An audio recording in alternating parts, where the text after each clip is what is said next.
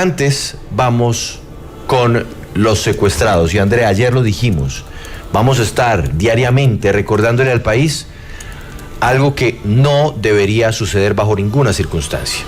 Todavía hay secuestrados en manos del ELN. Y celebrar la libertad de uno no debe opacar el hecho de que son más de 3 decenas los que aún permanecen privados de su libertad, secuestrados, privados de sus derechos básicos por culpa de este grupo que dice luchar por los colombianos, que dice ser un grupo que trabaja por la sociedad y por los más desfavorecidos, que dice y dice y dice, pero en lo más mínimo, que es respetar la dignidad humana, no son capaces. Sí, Juan Pablo, por eso queremos ponerle el rostro humano, porque no se puede quedar solamente con una noticia, con un titular, sino identificar quiénes son los familiares, quiénes son las personas que están, pues, en este momento secuestradas en un acto totalmente inhumano. Y por eso vamos a pedirle también a la delegación del gobierno, Juan Pablo, que escuche estas historias, porque a propósito tenemos un invitado que está conectado con nosotros. Pues rápidamente saludo a Oti Patiño. Él es el hombre que está al frente de la negociación como jefe negociador de la mesa a nombre del gobierno con el ELN. Jefe negociador, buenas tardes, bienvenido a Sigue la W y gracias por conectarse con nosotros. Buenas tardes ya, y gracias a ti, a toda la audiencia, a toda la mesa de trabajo. Bueno, pues, don Oti, yo quiero que conversemos, pero antes de hablar sobre este tema en particular, que es el secuestro, quiero que escuche 3 testimonios que nos trae Andrea y que finalmente son la radiografía de lo que los colombianos tenemos que decir, basta ya. Y ojalá usted, como representante de los colombianos ante el ELN, pues lo pueda transmitir como una copa que ya se rebosó. Sí, Juan Pablo, pues justamente queremos hablar con el señor Jorge Arias, papá de Fabián Arias, un joven ingeniero secuestrado en el departamento de Norte de Santander. Hablando con nuestra corresponsal Jenny Márquez, nos dice que la situación está bien complicada. Ella nos ayudó a hacer este enlace. Señor Jorge, bienvenido, gracias. Muy buenas tardes, señores de la mesa de W Radio.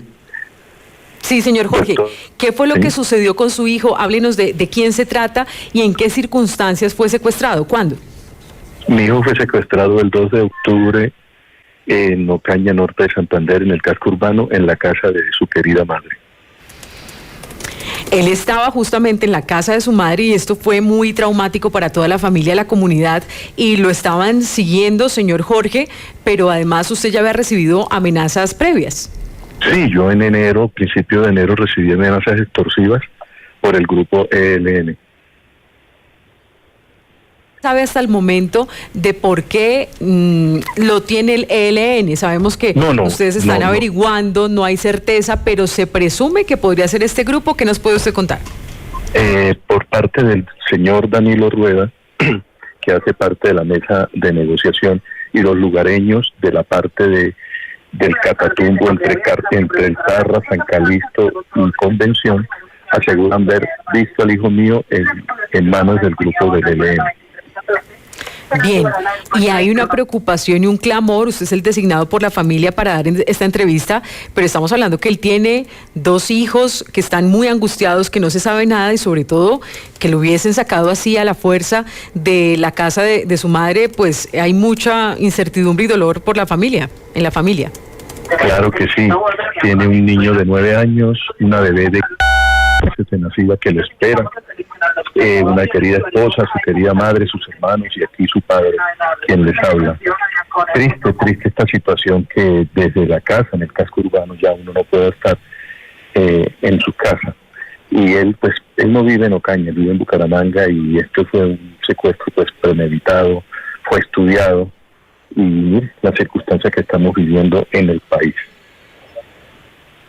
Aquí está con nosotros el señor Oti Patiño, delegado del gobierno. ¿Qué le dice usted en estos diálogos de paz con el ELN? ¿Qué le pide al gobierno y también al grupo que tenga secuestrado a su hijo? ¿Qué les pide?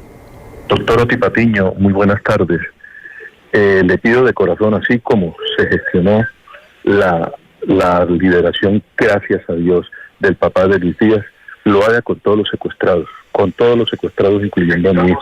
Todos somos ciudadanos colombianos, todos merecemos la misma oportunidad que le dieron al papá de Luis Díaz. Le exigimos al grupo que lo tenga, por favor, nos lo devuelva sano y salvo a nuestro hogar. Don Jorge, muchísimas gracias por estar con nosotros, sobre todo toda nuestra solidaridad, y esperamos que ese clamor que usted está haciendo aquí a través de Sigue la W y que está escuchando el jefe negociador con el ELN sea atendido sobre todo por esos señores, porque hay que decirlo, Andrea, don Oti Patiño puede llevar este testimonio, puede llevar muchos a la mesa, pero no está en manos de él resolver esto, sino en manos de unos señores que se llaman Ejército de Liberación, pero no saben de libertad. Saben es de coartarle las libertades a los colombianos. Y me perdonan que hable de esa manera, pero es la verdad. Y negarlo por parte de los señores guerrilleros del ELN es como negar que el sol sale todos los días.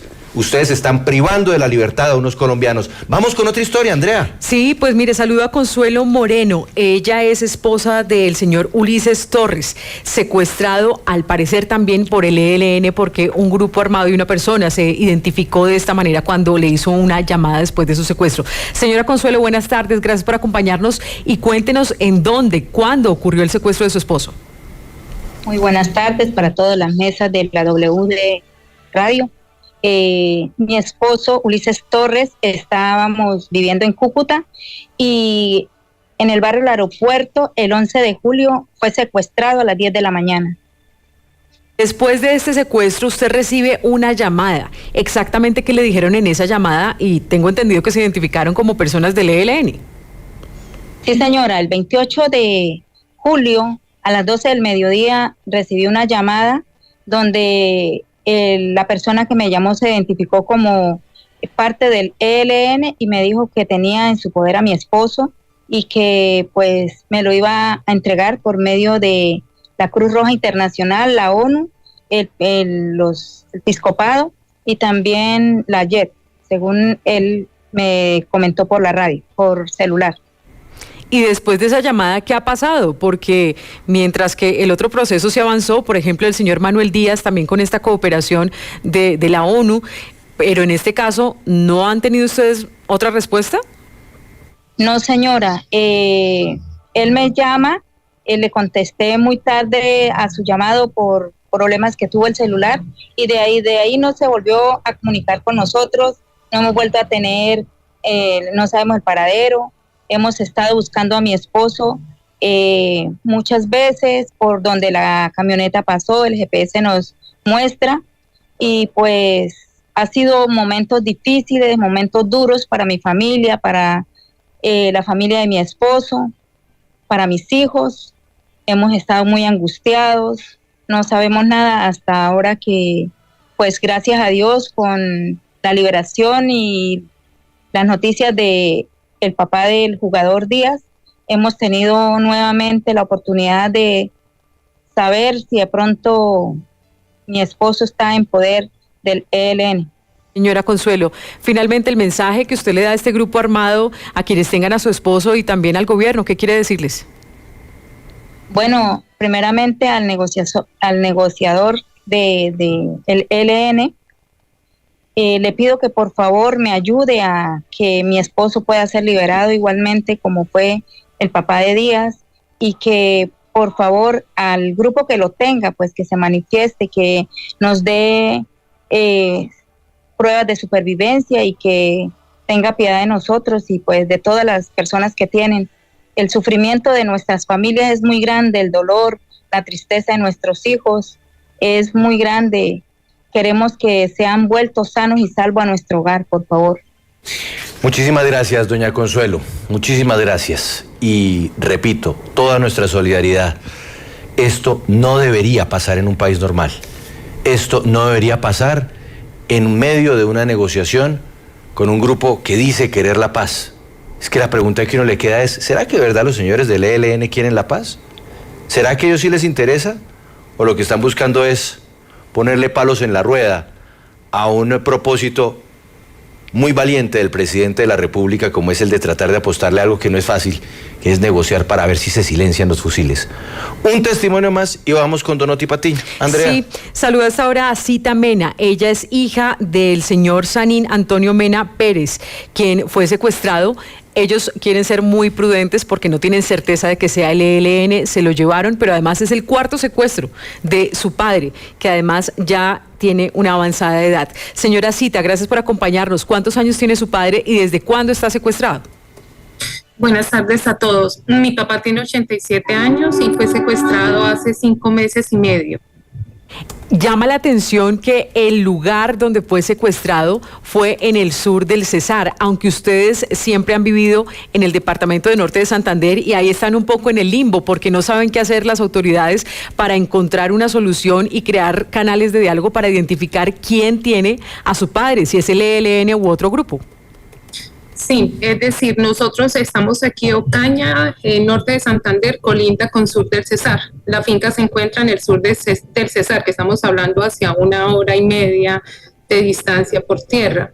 Entonces, como el secuestro sucedió en el Cesar, desde aquí a nosotros nos envían siempre hacia el Cesar. Lo que nosotros hemos identificado es que no hay una cooperación como interinstitucional. La familia es la que debe realizar las diferentes acciones para buscar gestionar abrir esos conductos, esos canales humanitarios para tener alguna razón de nuestro papá, considerando su vejez, considerando su edad tan avanzada. Es inadmisible. En ese momento, papá podría llegar a ser considerado como el adulto, la persona más vieja secuestrada en el mundo, ¿sí? El que tiene más edad, cumplió 87 años a su secuestro, toda la vida trabajando, apostándole a Colombia, a la región. Así estamos nosotros enraizados. Sus orígenes van desde sus papás, su papá que trabajaba con un burro, vendiendo por la zona del Catatumbo, por la zona del Cesar, hilos y agujas y botones. Esos son los comienzos de la historia de mi papá. Y él pudo estudiar por ese trabajo, por esa dedicación de sus padres. Se gradúa y siempre le apostaba a Colombia, siempre le apostaba. Aquí estamos. Mi papá nunca se fue de Colombia y nunca consideró irse de Colombia, porque para nosotros es importante la raíz, quiénes somos, lo que nos identifica.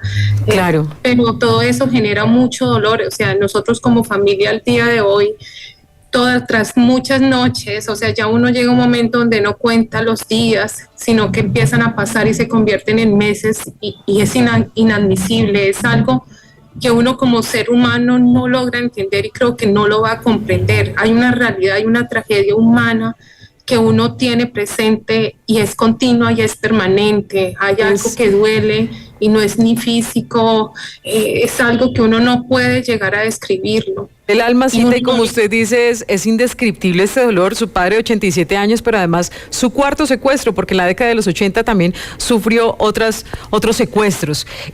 Quiero preguntarle por su mensaje contundente al grupo armado que lo tenga, si es el ELN, si es otro, y también al gobierno para que entreguen con vida, sano y salvo a su padre. Que mi papá es un ciudadano colombiano. Pertenecemos a un país en los cuales tenemos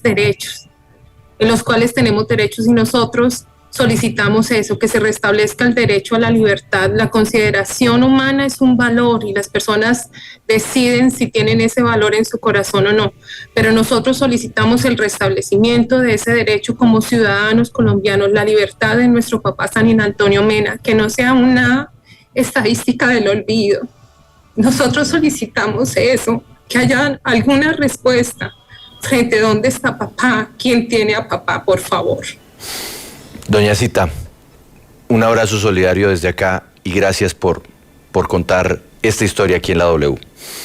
Señor jefe negociador con el ELN, Oti Patiño, quisimos hacer este ejercicio de escucharlos a ellos antes de ir con usted, porque usted que además conoce la crueldad y la dificultad en los territorios, las durezas de estos hechos que son violentos, que atentan contra la dignidad humana, seguramente al oír esto, algo nos tiene que decir a los colombianos sobre el tema del secuestro, más allá de que se va a poner el tema sobre la mesa, porque es que sobre la mesa se ponen infinidad de temas, y sobre muchos de ellos se habla y no pasa nada.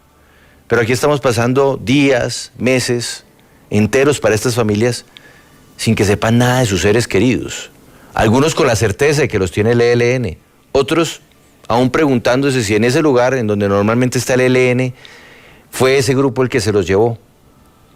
¿Cómo decirle a estas personas que el caso del papá de Luis Díaz no es la mejor muestra de que hay unos secuestrados de primera categoría y otros de segunda categoría?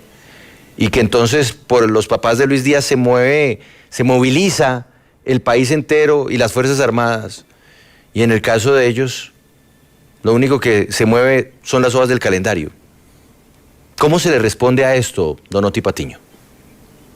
En primer lugar, quiero agradecerle a ustedes, a la W, digamos, que pongan no solamente el tema, sino las voces de las víctimas de estos secuestros, los familiares que a veces son más víctimas que incluso que los propios secuestrados, por lo que hablaban doña Consuelo, doña Cita, digamos, anteriormente.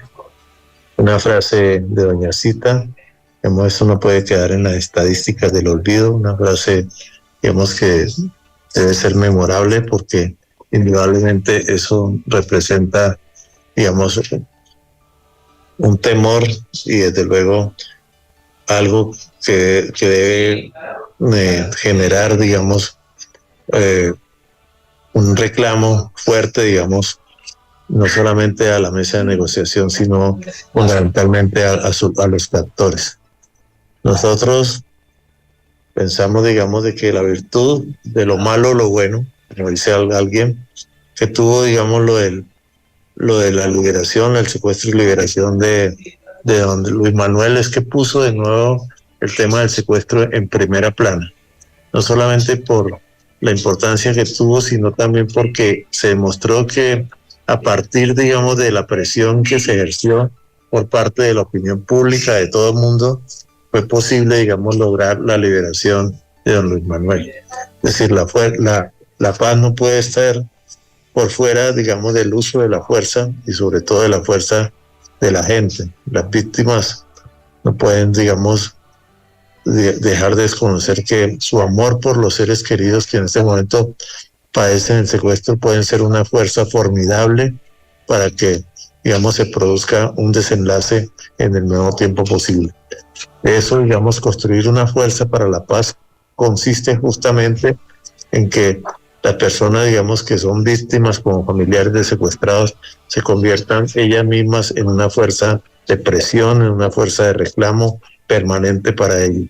Nosotros podemos ser un canal, pero desde luego un canal para que eso sea visible, para que eso sea mostrable, para poder decirle en la cara a las jefaturas o a los que representan la dirección del ELN en la mesa, mire lo que están planteando las personas allá, la opinión pública, pero además miren el dolor de la gente, el dolor que ustedes están causando, y no es posible que ustedes puedan transitar hacia la vida civil, hacia la vida política, sin calmar y sin remediar todo ese dolor, porque de todas maneras ese tránsito a la vida civil supone una serie de acciones, una serie de actitudes que no pueden permanecer en la guerra, y mientras ustedes tengan en sus manos secuestrados, no tienen cómo aparecerse, digamos, ante la sociedad civil de una manera decente, de una manera clara, de una manera confiable. Eso es, digamos, lo que quería plantear en principio. El ELN indudablemente ha reconocido que tiene, y ese es el otro tema, ante un mecanismo que no está en la mesa, sino que es paralelo a la mesa, que se llama mecanismo de monitoreo y verificación, donde están las Naciones Unidas, donde está la Iglesia, donde están los militares, donde está el Ministerio de Defensa y donde está nuestra propia delegación, y allí evalúan si esos hechos, digamos, son ciertos y hay la suficiente prueba, digamos, de que se han producido, y desde luego lo contrastamos con lo que dice el propio ELN.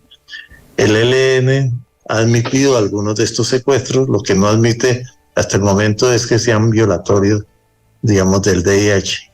Por supuesto que eso para nosotros es inadmisible, porque el DIH es un elemento de protección para la población civil en medio de los conflictos armados. Noti, sin duda hasta la fecha ellos no lo han respetado. Ellos se mantienen en esa argumentación, y desde luego como son parte del mecanismo, entonces al no admitirlo, eso va a pasar a la mesa. Por eso el tema, digamos, el mecanismo, recordemos el mecanismo que creó hace 3 meses o hace 3 meses y un poco más, y de allá a acá, digamos, el mecanismo tiene que dar un informe, digamos, a la mesa, un informe analizado a la mesa. Pero, Digamos, el tema, pero, Donotti, sí. ¿Qué tan posible, qué tan viable es que el gobierno diga, mire, señores del ELN, ¿ustedes quieren seguir en esta negociación? ¿O los liberan o se acaba la mesa? Porque es que algunas fuentes de inteligencia militar que le han dicho este programa, Sigue la W, que en realidad lo que está buscando el ELN es romper la mesa. Y lo que ellos quieren y lo que buscaron, por ejemplo, al secuestrar al papá de Luis Díaz, no era un asunto económico, no era un tema de plata, no. Era generar una crisis lo suficientemente grave como para que el gobierno se viera obligado a romper la negociación y que ellos pudieran seguir haciendo lo que se les da la gana en sus territorios y seguir convirtiendo a los colombianos y al país entero en rehenes de su repugnante quehacer en lugar de pasar a la legalidad. ¿No será que...? Dígame. No, es un análisis que no comparto porque el único respiradero político que hoy tiene el ELN es justamente la mesa de negociación.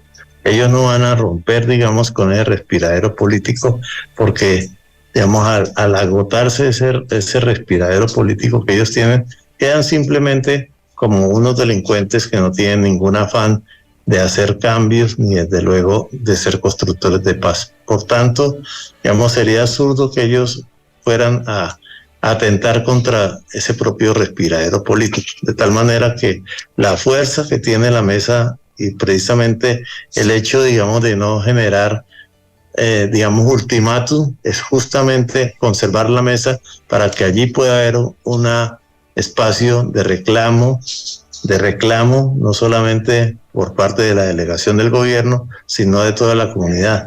Llegó un actor a la mesa, un nuevo actor a la mesa, que son justamente las víctimas. Y ese actor, estoy seguro que no se va a ir de allí. Y nosotros vamos a abrir los canales para que ese actor de la sociedad colombiana, que se siente ultrajado, que se siente victimizado por uno de los actores, digamos, del conflicto armado, digamos, oiga esas voces. Me parece que es mucho más fuerte esa voz que la propia voz nuestra. Y nosotros lo que podemos hacer es servir, digamos, de canales para que esa voz no se acalle, para que no entre en lo que plantean de las estadísticas del silencio o de las estadísticas del olvido. Me parece que el canal está abierto, las voces están abiertas y tienen allí un espacio para nosotros hacer lo que tengamos que hacer para lograr que sean escuchados y desde luego que el ELN sepa que no puede traspasar o trasladarse a un país nuevo sin que se remedie todo este tema de los secuestrados y ponerlos en libertad. Así como parece una importante, claro. Señor Otti, permítame lo interrumpo, nos parece importante que esos canales de diálogo sigan abiertos, pero también el lenguaje es importante y quiero mostrarle este trino que puso Antonio García, máximo comandante del ELN, alias Antonio García. ¿Y el gobierno cómo va a responder por las violaciones del cese el fuego? ¿Se seguirán haciendo los locos? El ELN no aceptará imposiciones ni chantajes, que no se hagan ilusiones. Ese lenguaje no es muy desafiante, está en una posición que el ELN tiene que responder por los secuestrados y ellos responden, no aceptará imposiciones ni chantajes, que no se hagan ilusiones. Perdón, antes le acoto una cosa, sí, Andrea. claro. Chantaje, señor Antonio García, chantaje el que ustedes tienen con la ciudadanía manteniendo secuestrados. Eso es un chantaje, además de un delito. Eso es un chantaje. Usted es un atrevido, señor. ¿Cómo se le ocurre decir que es un chantaje? Lo que está pidiendo el gobierno es liberar a unas personas a quienes ustedes le están violando los derechos.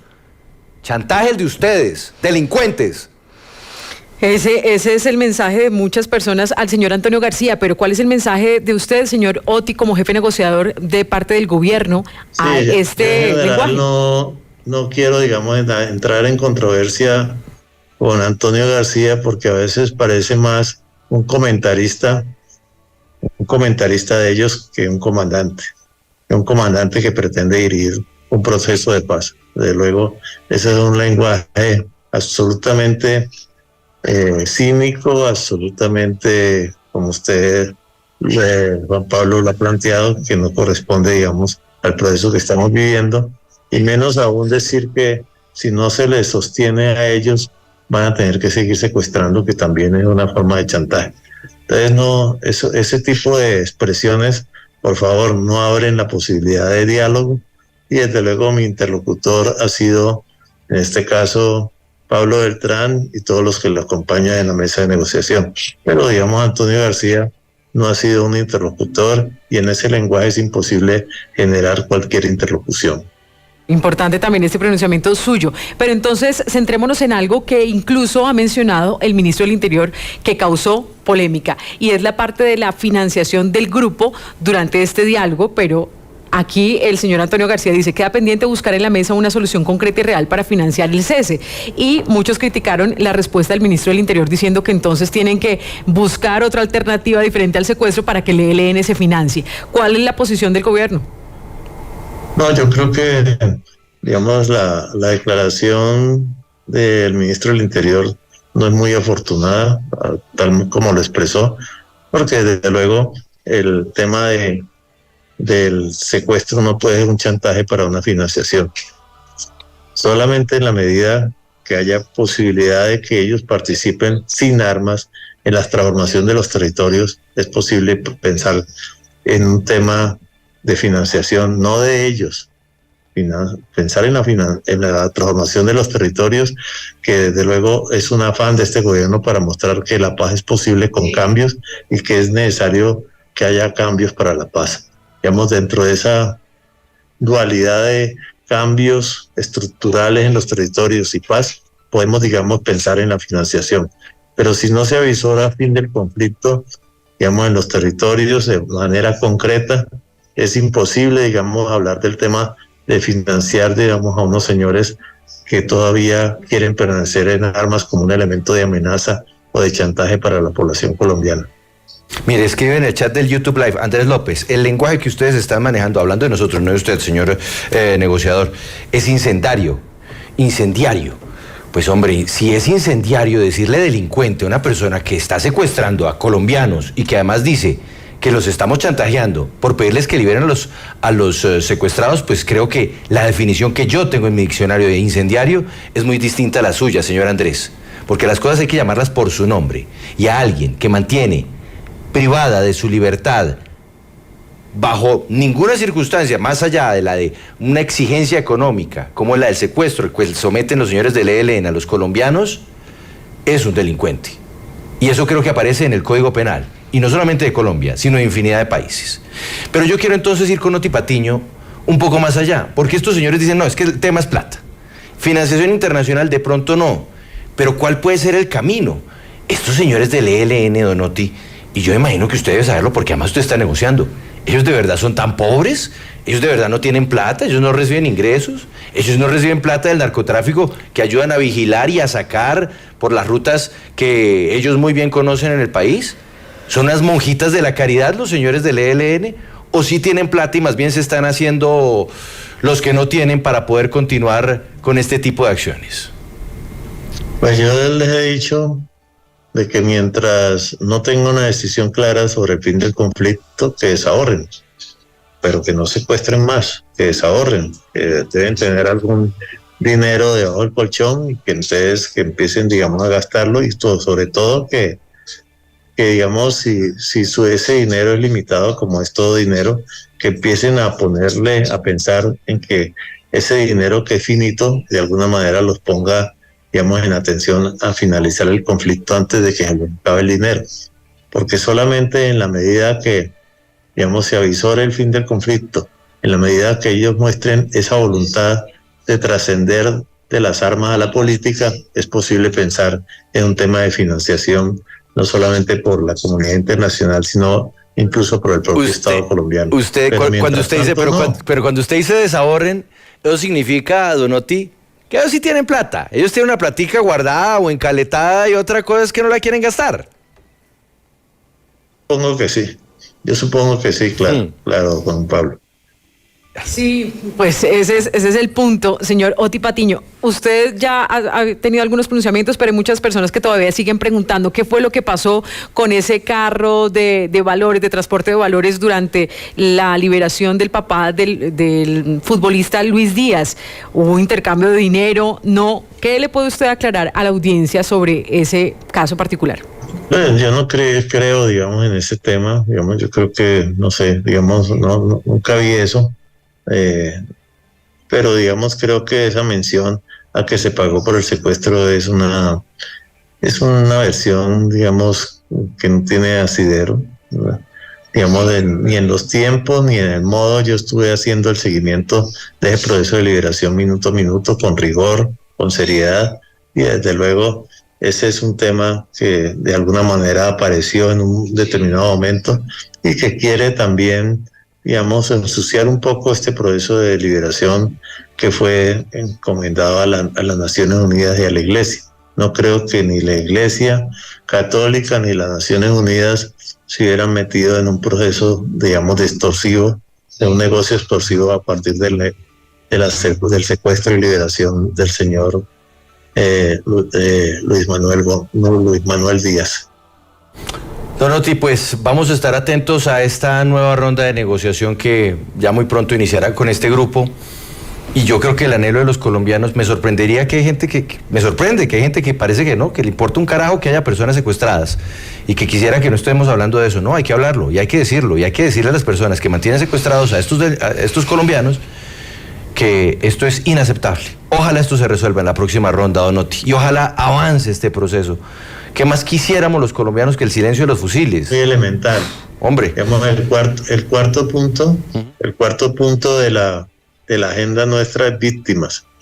Y desde luego este tema de los secuestrados, que aparece y se vuelve, digamos, muy importante con el secuestro y la liberación de don Luis Manuel, digamos, es un tema muy importante en este quinto ciclo.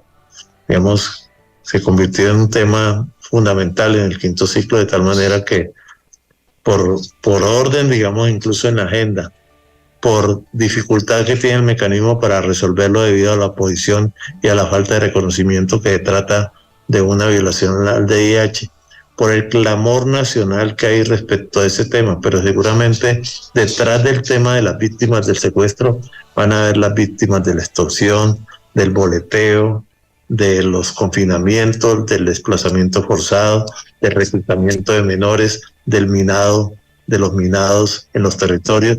Yo creo que, digamos, hay muchas otras víctimas que también van a reclamar y van a hacer sentir su voz, digamos, en la mesa de negociación.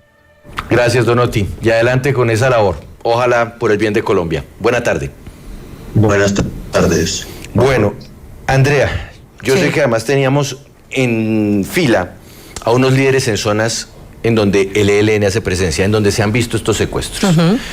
Ellos ya están conectados, pero tengo más temas en la agenda. Ya tengo el decreto completo. Lo vamos a presentar en segundos en el YouTube Live para que se vayan conectando, que indica cómo va a ser esto del ingreso gratis a las escuelas de las fuerzas militares. Entonces a los líderes les voy a proponer que hablemos el martes. Perfecto. Así también le damos un fin de semana larguito de descanso al tema, pero también de reflexión, porque esto debe llevarnos a la reflexión. Y le damos continuidad, no nos vamos a olvidar del tema, sino que vamos a insistir. Es correcto, porque esto, como dice aquí abajo en el texto que tenemos en nuestra pantalla, nunca olvidar. Aquellos que consideran que es una payasada estar diciendo que hay que liberar a los secuestrados, revísense, piensen cómo sería su día y su vida si eso estuviera pasando en su hogar. Revísense, porque para mí no es una payasada, bajo ninguna circunstancia. El dolor de una familia no es un chiste, ni tampoco un tema que va a manejarse con ligereza. Pero que en una mesa de negociación esto no sea número uno, y que los señores sigan diciendo que esto es un chantaje, los secuestradores, por favor, eso no es una payasada.